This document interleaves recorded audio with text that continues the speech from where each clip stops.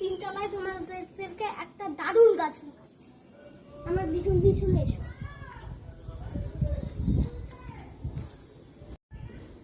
এসো এসো, এখনই দেখতে পারবে।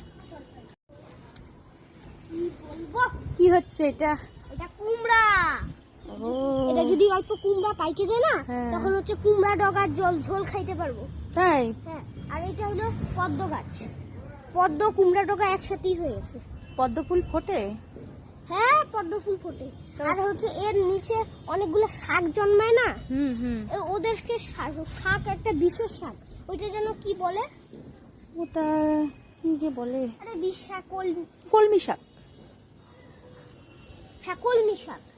ওই জানি না কলমি নাকি, এই কলমি শাক জন্মাইছিল তো, হুম। তারপর হচ্ছে কলমি শাকও খাইছি।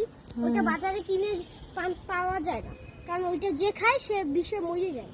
এর জন্য আচ্ছা। আমাদের যে নিজের হাতে গাছটা লাগায়, ওই দেখো, সেখানেই সে করতে পারে। এখানে তো কুমড়ো হয়েছে।